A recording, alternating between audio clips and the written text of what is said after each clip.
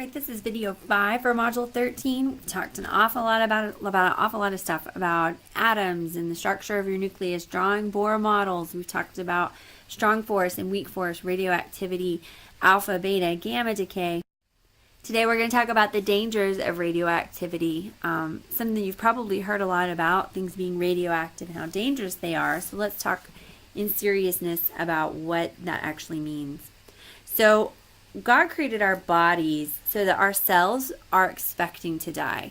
In fact, they die regularly and they replace themselves very, very quickly.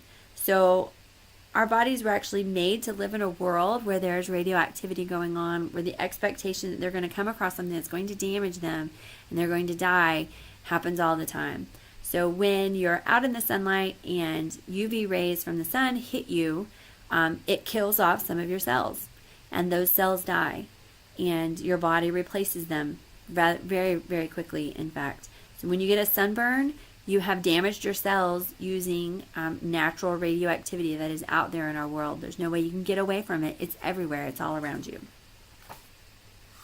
Now, as long as your cells don't die faster than you can make new ones, there's no problem. So if you've ever had a really, really, really bad sunburn, we're talking like second or third degree burn, your cells are okay. They replace themselves. You're able to repair those damage. If you've ever met somebody who has had a third degree burn where it has damaged the skin so badly that it can't repair itself correctly, then scarring can happen. All right. Now, if your cell doesn't die when it has been exposed to a lot of radioactivity, then your cell can actually mutate, and that causes it to grow wrongly. All right, so that would be where skin cancer comes in. That's a mutation in the skin cell due to repetitive damage by UV light that can't be fixed. All right, so if you're exposed to too much radiation and it's too quickly, your cells will die faster than your body can fix them. You can have radiation burn, you can have organ damage, lots of other nasty things, including cancer. Okay, so the mutations, what's happening with those, the bad thing about a mutation is that a mutant cell can result in a cancer, which can cause other cells to mutate. And so, like again, I said that the real problem, because we probably all have a little bit of mutated cells in us, is if the cells are mutating faster than your body can kill them, or then they die and can be replaced by new cells. So as long as you're not exposed to too much radiation too fast, the danger actually is very minimal. So how can we protect ourselves? So alpha particles, which are just going to be your helium nucleus that's being sent out, they're very weak. All right, and a piece of paper alone can stop them. So if you're just protecting yourself from alpha particles, your clothing is enough protection. You can make yourself a suit of armor out of paper to protect from alpha particles. Beta particles are a little bit stronger. Generally, any type of metal sheeting can shield you from beta particles. Gamma particles are actually going to be the strongest, and you would have to use quite a bit of lead in order to shield yourself from gamma rays. So if we were running around trying to shield ourselves from gamma rays all the time, we'd have to be wearing very, very heavy lead clothing, which the lead can be very dangerous as well.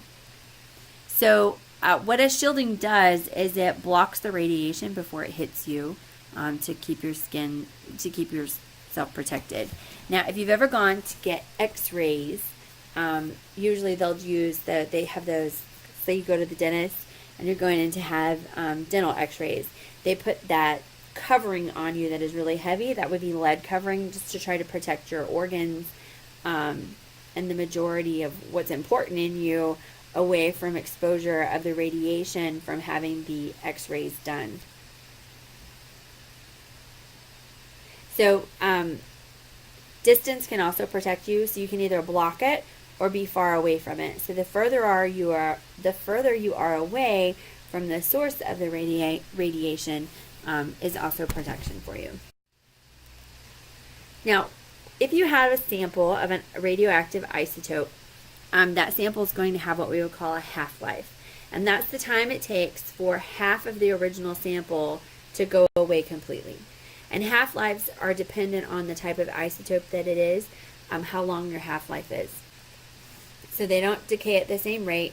All the half-lives are going to be different. So let's say we had carbon-14, which anything that is made of living material, plants and animals, us, we have lots of carbon in us.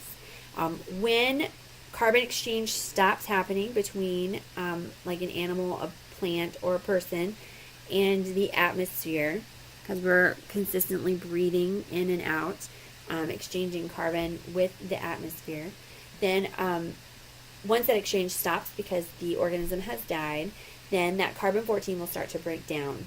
And they think that a 100-gram sample of carbon-14 has a half-life of 5,700 years. So in 5,700 years, half of that carbon-14 will be gone. It will be down to 50 grams, right? So, and then in another 5,700 years, there will be 25 grams. And then in another, it would be down to 12.5, because half-life, in that amount of time, you cut that sample in half, and then in half again, and then in half again. Eventually, you'll get down to a small enough amount that it's basically zero, but because we're always cutting it in half, we'll only get smaller and smaller and smaller and never actually reach zero. You'll do a lot more of this when you get to pre-cal in math class. When we talk about exponential functions, they never actually reach zero. You can't ever get to zero. But for practical purposes, we would say that it is zero once you get down to a teeny tiny amount. So let's practice one. Let's say we have a radioactive isotope with a half-life of 2 hours that is used in scientific research. So every 2 hours, half of it is going to disappear.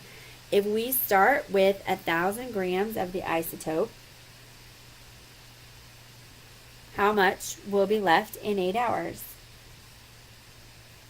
All right, so let's start breaking it down. In 2 hours, because that's the half-life, 2 hours, we would have 500 grams. In 4 hours, we would cut it down. It would be at 250. In 6 hours, we'd have 125 grams. And in 8 hours, we'd have 62.5 grams. So what you're going to do whenever you're doing this, you're going to start with the amount that you're given, divide it in half and call that the first half-life. And then divide it in half again. So we started with 1,000. After 2 hours, after 4, after 6, after 8. If I'd wanted it after 12, we would go down and we would divide it in half for 10 and divide it again for 12. Click on the link, take the quiz. I'll see you in class.